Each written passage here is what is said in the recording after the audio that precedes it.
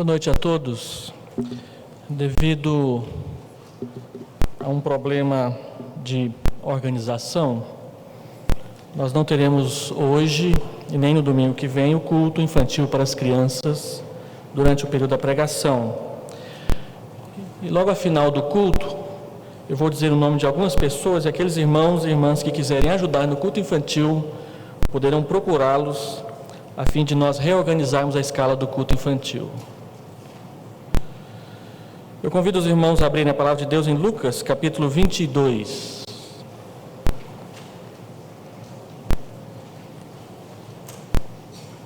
Evangelho de Lucas, capítulo 22.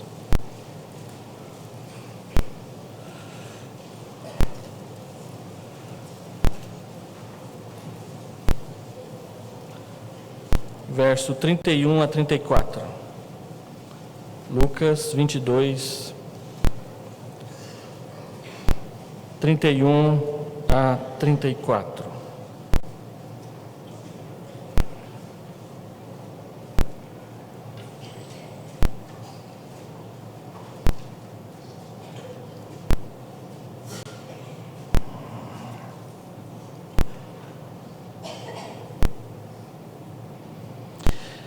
O Senhor Jesus diz: Simão, Simão, eis que Satanás vos reclamou para vos peneirar como trigo. Eu, porém, roguei por ti, para que a tua fé não desfaleça. Tu, pois, quando te converteres, fortalece os teus irmãos. Ele, porém, respondeu: Senhor, estou pronto a ir contigo tanto para a prisão como para a morte. Mas Jesus lhe disse: Afirmo-te, Pedro, que hoje 3 vezes me negarás, ou negarás que me conheces, antes que o galo cante. Vamos orar.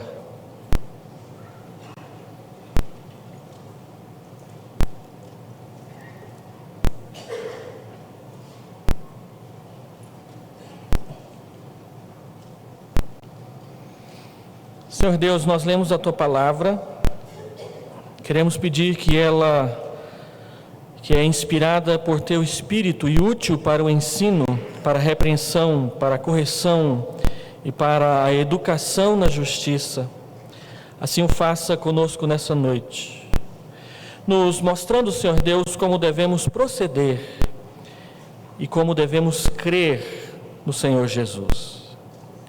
Faça isso, Senhor Deus, de tal forma e de tal modo que sejamos, Senhor Deus, amadurecidos na nossa fé e melhor preparados para lutar e vencer as tentações que nos acometem.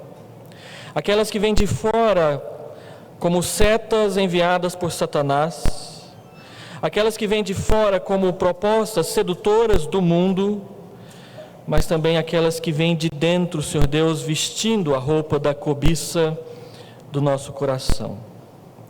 Queremos pedir assim porque nós cremos que a Tua palavra é a luz que conduz os nossos passos pelo caminho e que o Teu Espírito, habitando dentro de nós, fará uso dela para nos santificar. É esse o pedido que fazemos nessa noite, em nome de Jesus. Amém. Uma noite, dizem os biógrafos, Spurgeon chegou diante do templo onde ele pregava em Londres, com capacidade para 8.000 pessoas, e iniciou seu sermão dizendo: hoje eu não me sinto muito bem,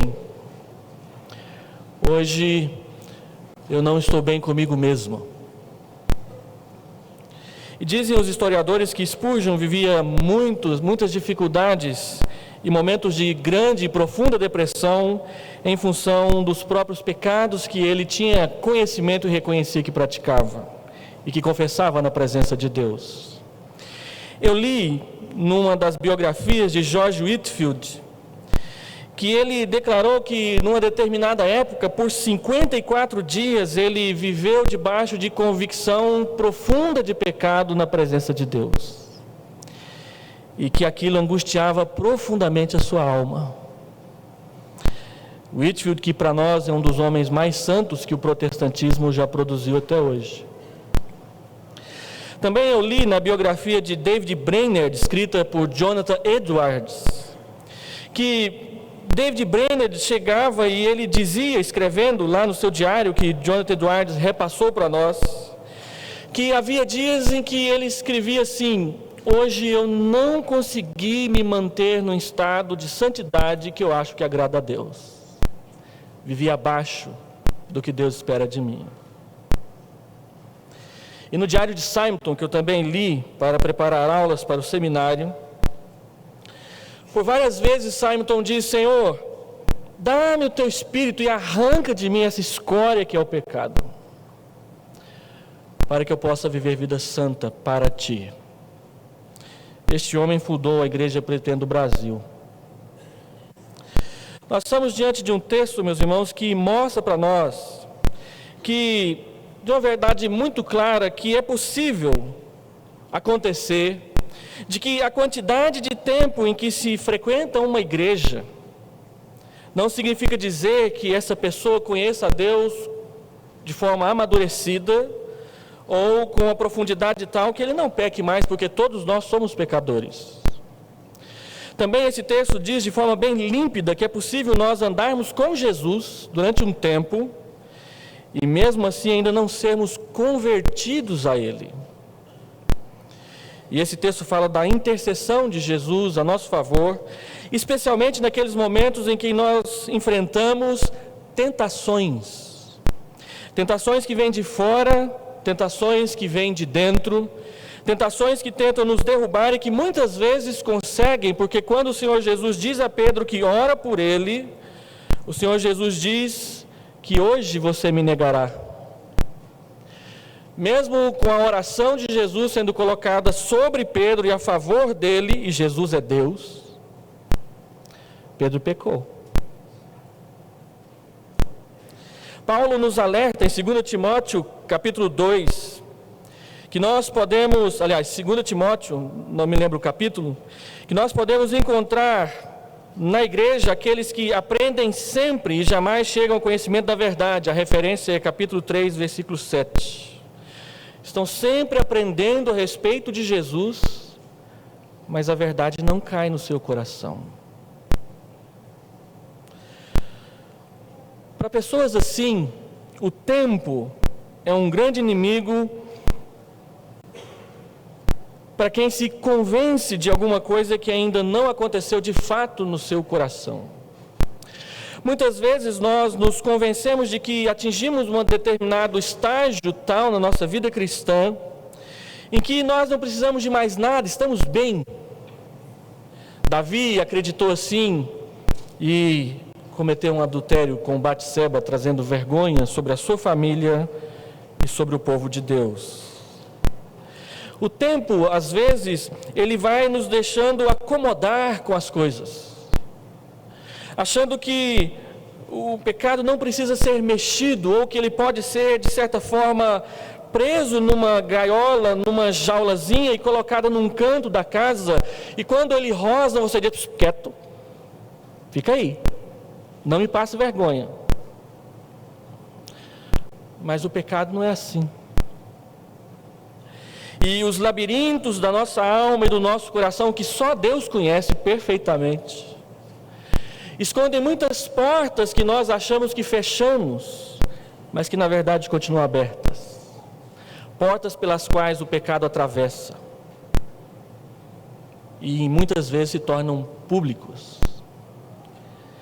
E o Senhor Jesus, então, ele conversa com Pedro diante dos demais discípulos, falando a respeito da tentação. É este tipo de teste que Pedro tem de enfrentar e que o Senhor Jesus o alerta e o prepara para ele. O diálogo particular que Jesus tem com Pedro aqui nesse texto, ele aconteceu logo depois da celebração da ceia do Senhor. Jesus está pronto para a cruz, ele disse: vou ser crucificado. Ele avisa aos discípulos que a crise na fé de cada um será iminente. Ele diz: olha, hoje vocês vão se esparramar e vão me deixar só. Neste momento, Pedro se levanta e diz: todos menos eu não. Todos os outros podem se afastar, mas eu vou ficar junto, eu vou ficar perto. Eles podem cair, mas eu não cairei. Ele diz no verso 33, estou pronto a ir contigo tanto para a prisão como para a morte. Mas Jesus diz, você me nega hoje 3 vezes depois dessa conversa. Eu queria conversar então com os irmãos essa noite um pouco sobre tentação. Nós ouvimos muito pouco do púlpito da igreja a respeito desse tema, a não ser em citações leves, passageiras, rápidas a respeito do assunto. Mas este aqui é um dos textos onde o tema da tentação é tratado de forma muito explícita, e especialmente pelo nosso Salvador, nessa conversa que ele tem com Pedro. No versículo de número 31, o Senhor Jesus levanta o assunto da tentação, e ele diz a Simão, Simão, Simão, eis que Satanás vos reclamou para vos peneirar como trigo. Então, em primeiro lugar, o Senhor Jesus focaliza a tentação, e ele diz que a tentação e a situação pelas quais os discípulos vão passar naquele momento em que Jesus será traído e será levado para a cruz, ele define aquele momento como um momento de tentação. E ele se volta para Pedro e ele diz, Satanás pediu a Deus que vocês fossem colocados numa peneira de trigo nas suas mãos. Eis que Satanás vos reclamou para vos peneirar como trigo. E observe que o Senhor Jesus diz isso com um ponto de exclamação, para que os nossos olhos se arregalem, para que o nosso coração se vê por percebido. Ora, irmãos, Satanás é o tentador, é aquele que se aproxima de nós com o único desejo de nos enganar, depois de nos seduzir e por fim nos matar e nos separar de Deus. Agora, nós precisamos entender que mesmo quando o Senhor Jesus diz isso, ele diz que Satanás, ele precisa reclamar para Deus, ele precisa pedir para Deus, ele precisa implorar para Deus que nós sejamos colocados ou permitidos, ou que Deus permita que nós sejamos tentados por ele. Por uma razão muito óbvia na Escritura, é que o diabo não é, nunca foi, nunca será mais poderoso do que Deus. Que quem controla a história, quem controla as nossas vidas, quem tem direito de vida e de morte sobre nós, não é, nunca foi, jamais será Satanás, mas sempre será Deus. E ele pede, ele reclama. O diabo, meus irmãos, é um anjo caído. E a palavra anjo precisa ficar bem frisada nos nossos corações. O diabo não é maior do que Miguel, do que Rafael, do que todos aqueles querubins e serafins que são mencionados nas Escrituras. Ele é um deles, só que não santo como eles.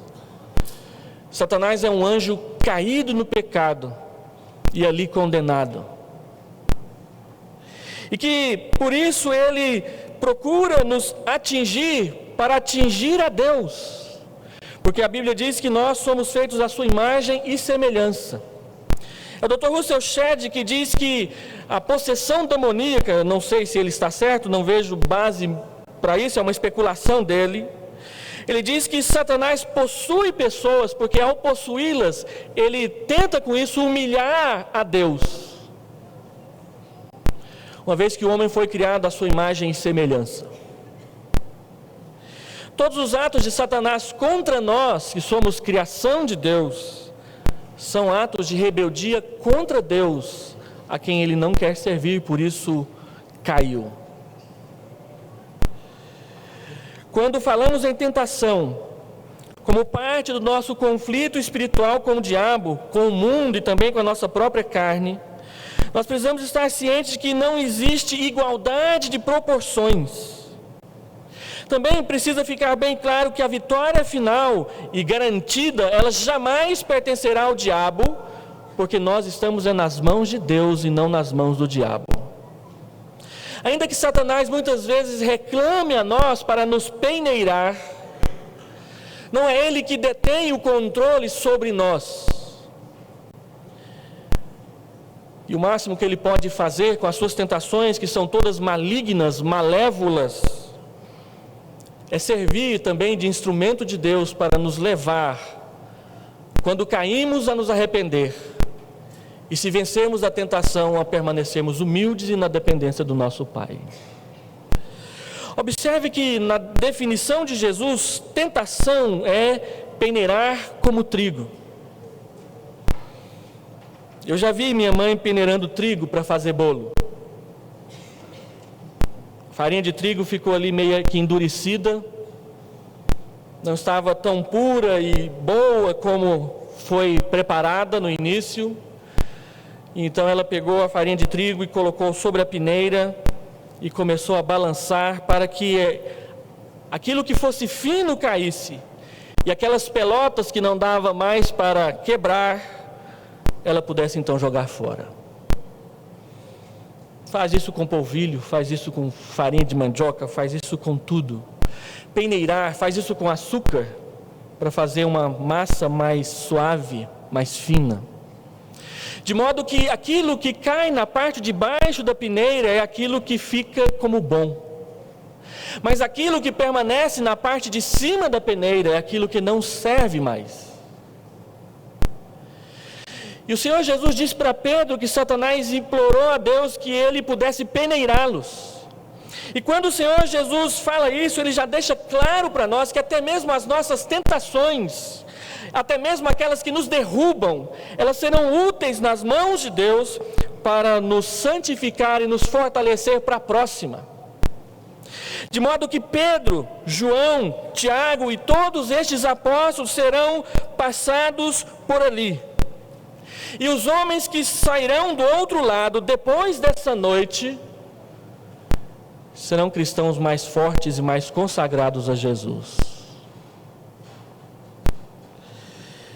Segundo, o Senhor Jesus Cristo diz que quando Satanás reclama, Deus em algumas vezes permite.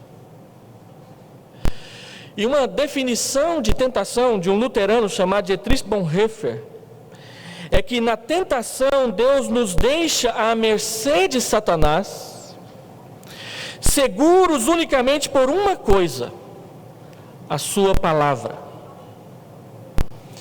E Dietrich Bonhoeffer diz isso olhando a tentação de Jesus em Lucas 4 e também Mateus 4, quando Satanás se aproxima de Jesus e o tenta. A Bíblia diz que as respostas que Jesus dá para Satanás são todas elas retiradas da Bíblia.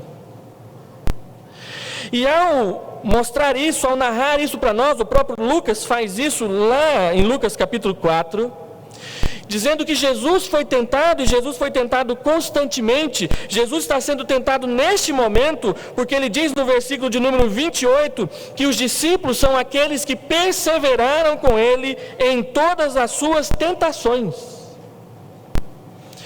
Jesus foi tentado e não caiu porque ele não é pecador como nós. E ele venceu para ser o nosso Salvador e pagar o preço da dívida dos nossos pecados. Mas os discípulos também foram tentados com eles, venceram muitas vezes, mas também caíram muitas vezes. E nem por isso o Senhor Jesus os colocou de lado e diz: vocês não servem mais para mim.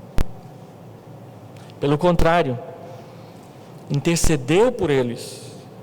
E o versículo de 32, Jesus vira para Pedro e diz: eu, porém, roguei por ti, para que a tua fé não desfaleça. Tu, pois, quando te converteres, fortalece a teus irmãos. Jesus se volta para Pedro e diz: eu sou o seu mediador, eu sou o seu intercessor, e eu já orei por você. Observe aí no texto que ele diz: eu, porém. Satanás é o outro, o que está do outro lado do porém. Satanás quer peneirá-los como trigo, mas eu orei por você. Satanás quer te destruir, mas eu quero que você fique de pé. E o Senhor Jesus mostra então que Ele é o nosso sacerdote, e Ele é o nosso intercessor. Embora todos sejam tentados, Jesus afirma uma intercessão especial por Pedro. Ele disse que todos se esparramariam, que todos se espalhariam, mas quando ele tem essa conversa com Pedro, e foi Jesus quem puxou a conversa, ele se volta para Pedro e diz: eu orei por você. De modo que cada um de nós pode se ver nessa conversa com Jesus, quando é tentado e quando está perto de cair, e ouvir Jesus dizer: eu orei por você. Para que Jesus orou? Duas coisas: para que a sua fé não desfaleça, para que a sua fé não desmaie. E segundo, para que quando você se converter, seja instrumento nas minhas mãos. Então Jesus ora com o objetivo de que Pedro não caia. 1 Coríntios capítulo 10, versículo 13, texto muito conhecido de todos nós e que também fala da tentação, ele diz que invariavelmente a tentação ela será equilibrada, será acompanhada pelo livramento, que muitas vezes vem na última hora, que faz parte da providência de Deus a nosso favor. O diabo ele age com a permissão de Deus, já sabendo que o livramento estará disponível para aquele que o resistir na fé. E Paulo diz: Deus proverá livramento de modo que vocês possam suportar a tentação, porque ela jamais será mais forte do que vocês.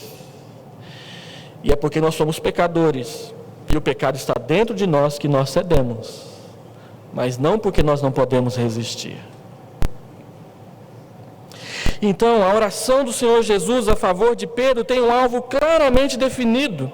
Cristo não orou para que ele não fosse tentado, mas ele orou para que, ao ser tentado, ele perseverasse, ele resistisse, ele não desistisse e ele nem sequer fracassasse na sua fé totalmente. A oração do Senhor Jesus Cristo por Pedro deixa ver que existe sim a possibilidade da queda, porque Jesus diz: hoje você me negará, hoje você vai cair. E nós precisamos ser realistas com a nossa fé de que nós pecamos. Pastores pecam, presbíteros pecam, mulheres pecam, homens pecam, adolescentes pecam, jovens pecam, coristas pecam, crianças pecam, bebezinhos pecam. Mas nós temos um Salvador. Deus, no seu amor, na sua graça, não nos deixou órfãos. E o Senhor Jesus diz: Pedro, você vai cair, mas eu já orei por você.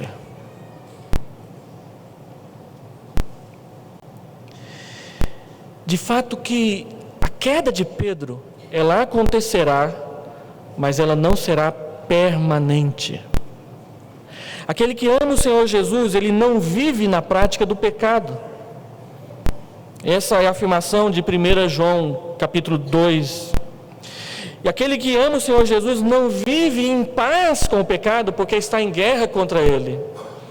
Mas isso não quer dizer que a gente vence as batalhas todas as vezes. E também nem quer dizer que nós perdemos as batalhas todas as vezes. O que isso quer dizer é que a guerra está diante dos nossos olhos. E se nós amamos de fato o Senhor Jesus, nós não podemos ignorá-la, porque quando nós a ignoramos, então é que nós perdemos. O Senhor Jesus mostra para nós que muitas vezes vencemos a tentação e assim mesmo ficamos fragilizados na nossa fé. Quando Paulo fala da armadura da fé lá em Efésios capítulo 6, diz que o objetivo dela é para que nós resistamos no dia mau e depois de vencermos tudo, permanecemos permaneçamos inabaláveis. Mas o que é de fato a experiência de muitos de nós é que, vez por outra, nós caímos, vez por outra nós vencemos, mas vez por outra, quando vencemos, nós saímos machucados da batalha. E quem cura os nossos machucados, que nos perdoa, que nos consola e que nos fortalece, porque quando confessamos os nossos pecados, é Ele que é fiel e justo, não somente para nos purificar de todo o pecado, mas também para nos limpar de toda injustiça. E o Senhor Jesus se aproxima de Pedro dizendo: Pedro, tem uma tentação chegando por aí, eu sei que você vai cair, mas eu não te deixei só. Terceiro, o Senhor Jesus disse que orou por ele, orou para que a sua fé não desmaiasse, mas depois ele faz uma frase que deixa a gente com a pulga atrás da orelha. Versículo 32, ele diz: quando te converteres, fortalece os seus irmãos. Mas espera aí, depois de 3 anos andando com Jesus, Pedro tem que converter? Não foi Pedro, no capítulo 6 de João, no capítulo 16 de Mateus e no capítulo 9 de Lucas, que disse que tu és o Cristo? Foi ele mesmo. Não foi Pedro que liderou aquela turma de 72 que saíram e que expeliram demônios e que curaram pessoas e que voltaram alegremente dizendo: Senhor, o negócio funciona? Foi ele mesmo.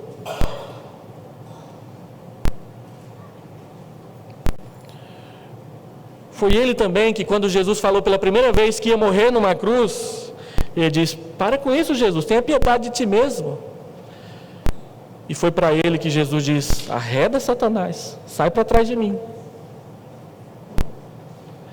De modo que Pedro, irmãos, ilustra muito bem como que é a nossa vida cristã, cheia de vitórias, mas também pontuada de derrotas, cheia de manifestações de fé claras e verdadeiras, mas com pontos de tropeço e queda, cheia de momentos de convicção que ninguém arreda, mas também marcada por incoerências que ninguém compreende.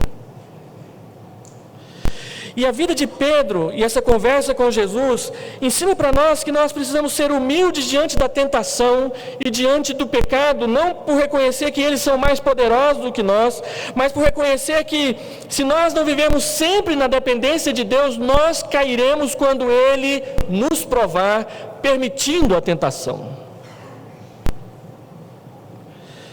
Então o Senhor Jesus diz: quando te converteres, a tentação conduzirá Pedro a uma conversão verdadeira a Cristo, e isso, até mesmo o pecado, a maldade, a queda e o Satanás, serve os propósitos de Deus.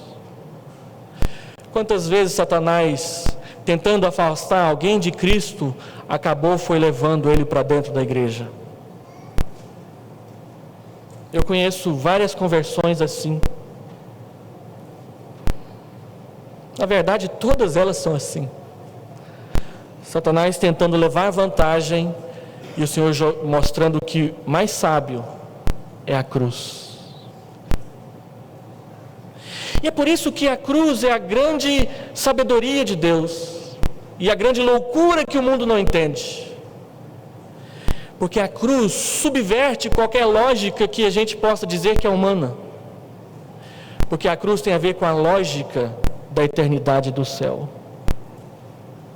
E é por isso que, por meio de uma cruz, de um homem que morreu inocentemente numa cruz, Deus tratou e curou a nossa dívida de pecado para com Ele.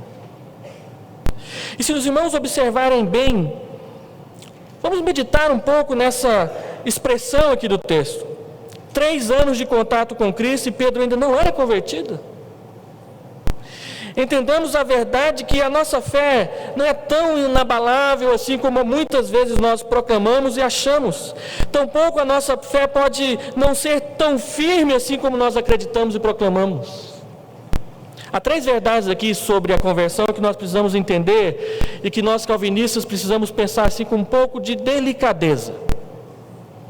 Primeiro é que a conversão ela é temporal, ela acontece no tempo.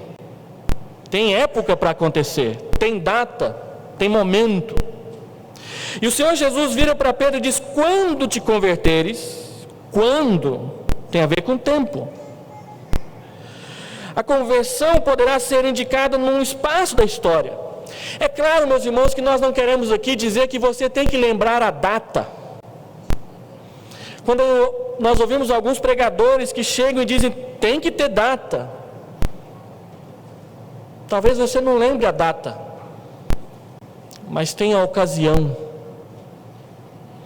E tem um momento que de repente você percebeu que as coisas eram diferentes. Como Sebastião, meu amigo, que num culto como esse, o pastor convidou à frente e eu estava do lado dele, disse: você não vai? Ele virou assim para mim: eu tenho que ir lá na frente? Eu falei: se você quiser aceitar a Cristo, é a hora. Eu quero, então vá. E ele levantou do banco correndo e foi lá na frente. Ele era o mais alto de todos. Mas foi com o Sebastião que eu descobri que o discipulado é outra história. E durante 1 ano e meio depois daquela noite, Sebastião continuava o mesmo cara promíscuo de sempre. E todas as lutas que eu tive com ele, ele continuava o mesmo. Mas um dia, quando ele marcou um encontro com uma prostituta, e ele passou na casa dela para eles se prepararem para um determinado local de encontro, ele ficou no portão, num determinado lugar que os pais dela não pudessem vê-lo, e ela entrou. Então ele disse assim, veio um clique na cabeça dele: mas eu sou crente, o que eu estou fazendo aqui? E aquele foi o último encontro de Sebastião. Aí ele começou a viver para Jesus. Não tinha pastor por perto, não tinha amigo para discipular, ele estava sozinho e Deus veio e fez ele lembrar de tudo. Mas aconteceu ali. E já tinha acontecido um ano e meio antes, quando ele levantou a mão na igreja. A conversão, ela é ativa. O Senhor Jesus vira para Pedro e diz: quando te converteres, quando você tomar a sua decisão. E é aqui que eu gostaria que os irmãos tivessem um pouco de misericórdia de mim. Não se trata de negar aqui as doutrinas da graça segundo a eleição, mas se trata de enfatizar que a conversão envolverá sim uma resposta nossa. Não uma resposta que coloca a base da fé em nós. Não uma resposta que diz que Deus só me converteu porque eu deixei Ele me converter. Mas uma resposta que marca quando o Senhor Jesus veio habitar no meu coração. Uma resposta que separa a minha vida de antes de conhecer a Jesus e depois de conhecer a Jesus.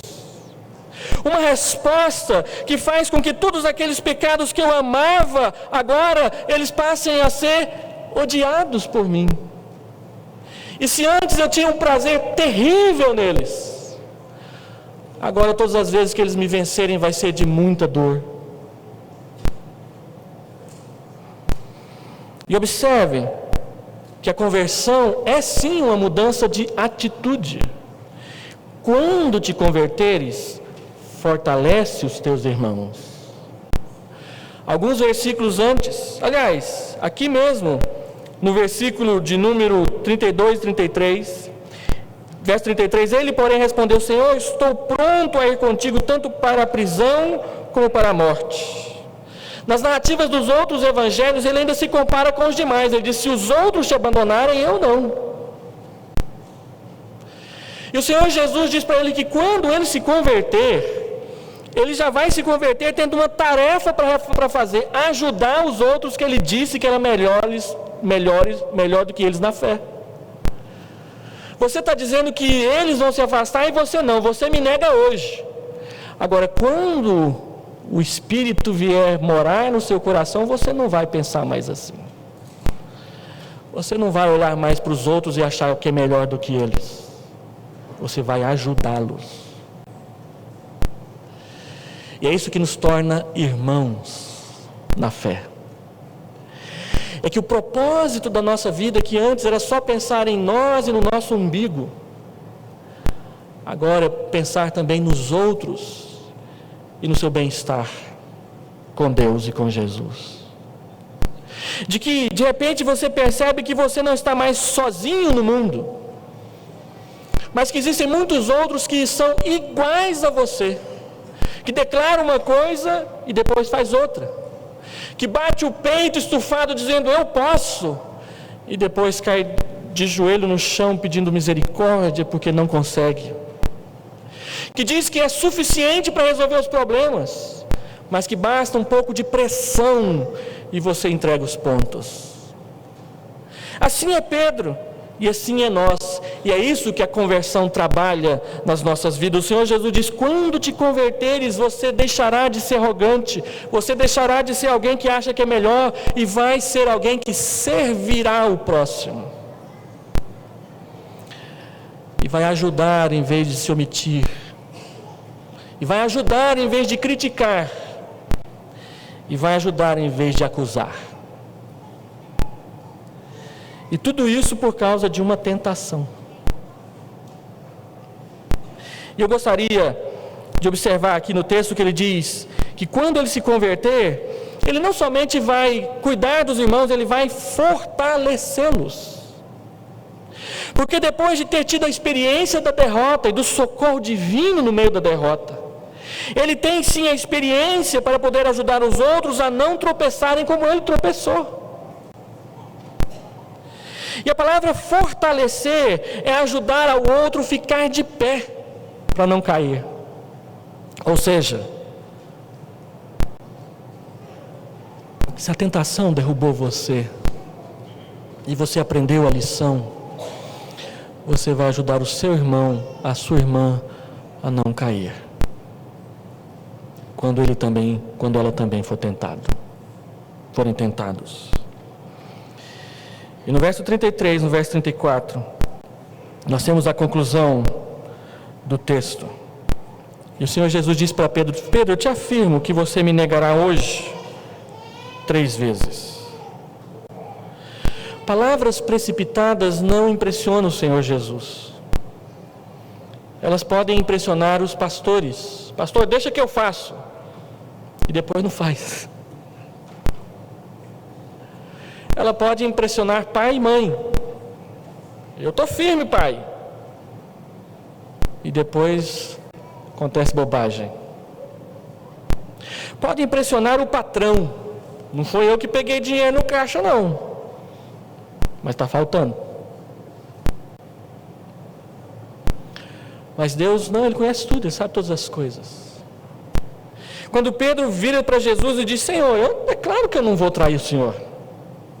Pode ficar tranquilo. Tentação é comigo mesmo, eu resolvo. Mas o Senhor Jesus: Pedro, não é assim. E o Senhor Jesus fala com todo o amor: Pedro, você vai me negar hoje. Só que Jesus não negará.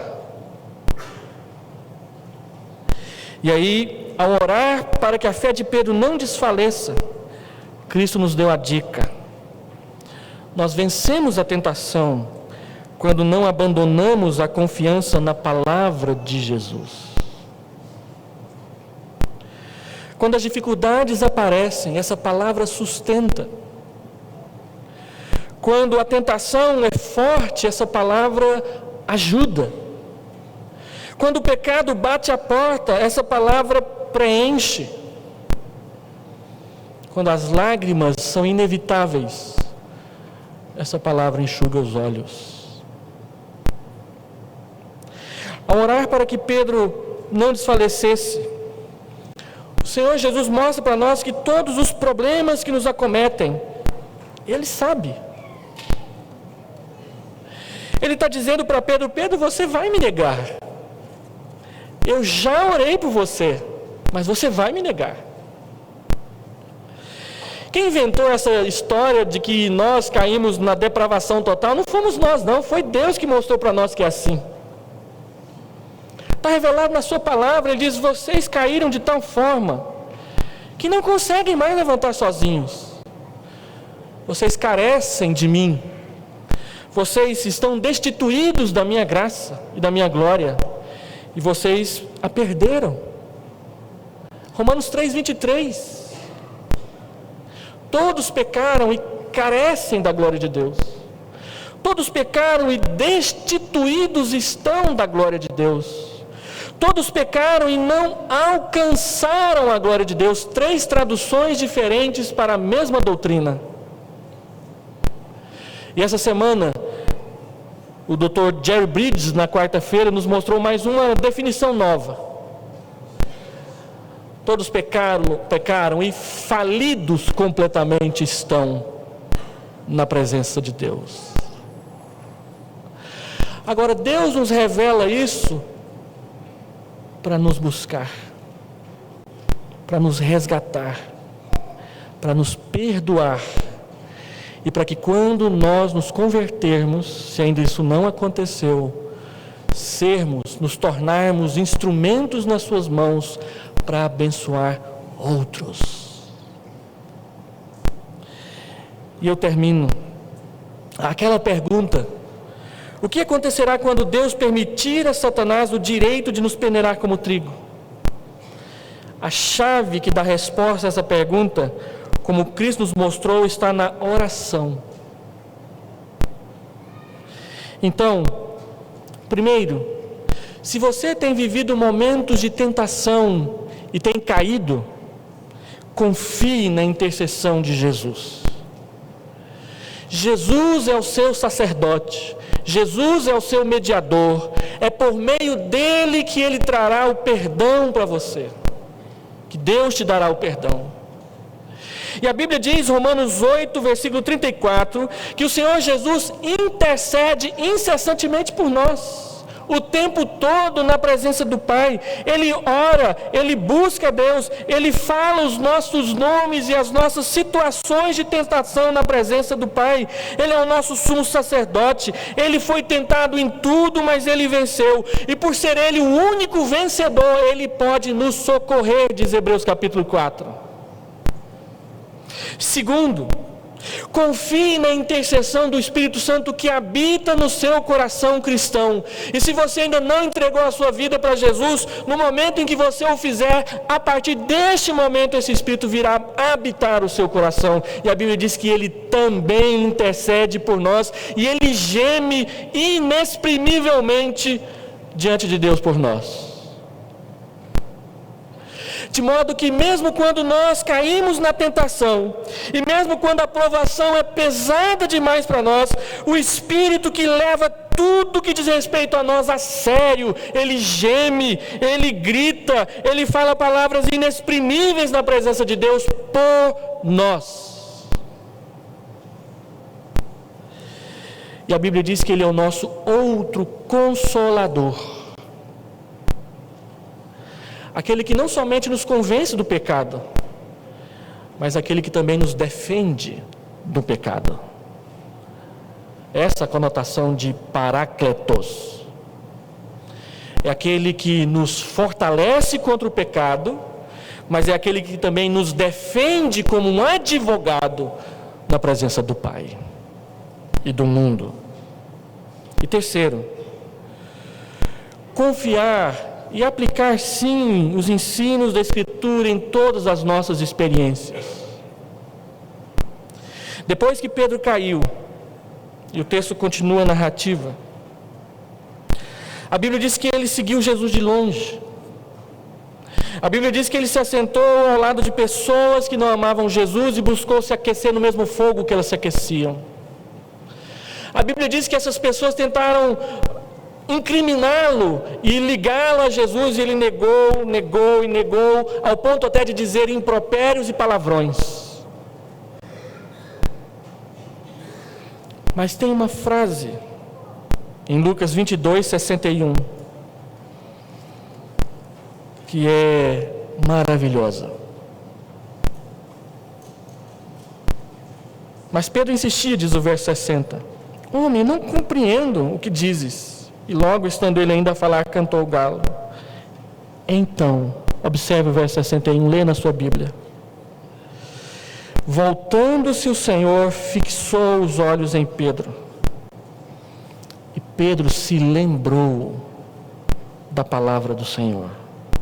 Como lhe dissera, hoje 3 vezes me negarás antes do galo cantar. Foi então que ele saiu dali e chorou amargamente. Um olhar.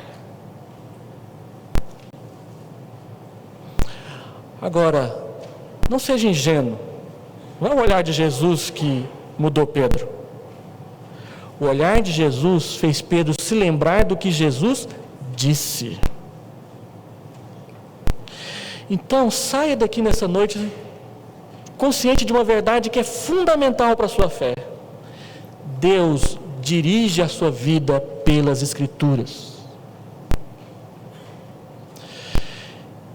E eu, e você, e nós, precisamos levar mais a sério este livro. Porque ele é de Deus. E as coisas que Jesus falou estão escritas nele, são verdade. Verdade que muda, verdade que transforma, verdade que santifica, verdade que guia no meio da escuridão. Vamos orar.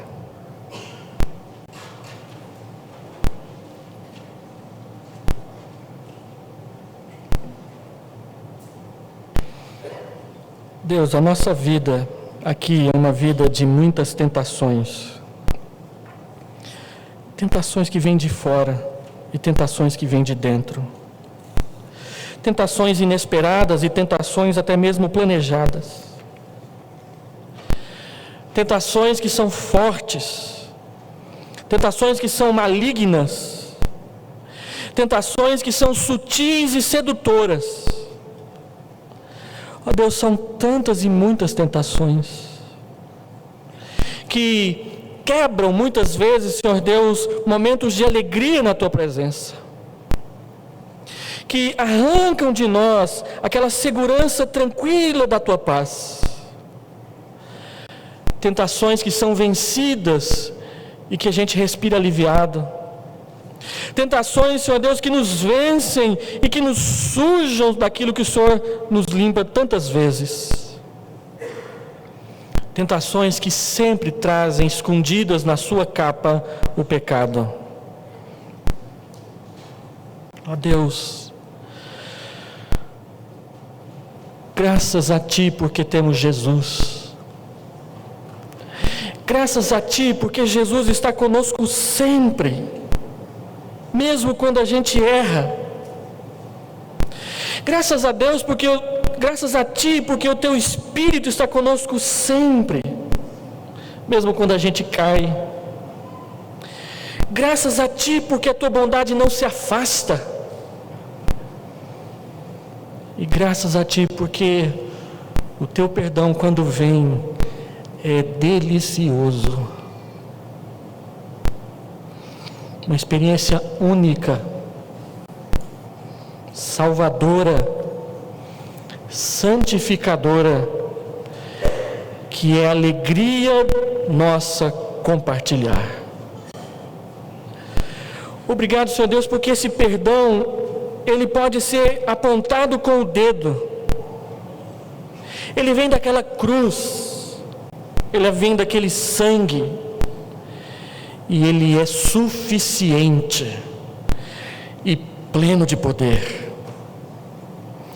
Obrigado, Senhor Deus, porque na tentação o Senhor não nos abandona. E mesmo quando a gente cai, é a Tua mão a primeira a ser estendida na nossa direção. Porque mesmo que os nossos pais faltem, o Senhor nos acolherá. Deus, eis diante de Ti o Teu povo que é tentado todo dia e que cai muitas vezes, mas que também vence muitas vezes, e vence porque o Senhor vence neles. Eis diante de Ti todos nós, Senhor Deus, pecadores, amados eternamente por Ti, ao ponto de Jesus vir à cruz a nosso favor. Oh Deus, recebe a nossa adoração agradecida, porque este perdão é nosso, nos foi dado e não nos será tomado. Livra-nos, Senhor Deus, da arrogância de achar que não pecamos mais. Livra-nos da soberba de achar que os outros são piores do que nós.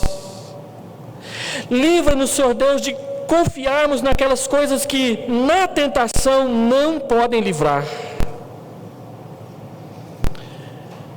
E ande conosco. É tudo o que queremos, é tudo o que precisamos, e é toda a certeza que nós temos. Aleluia. Em nome de Jesus. Em nome de Jesus. Amém, Senhor Deus.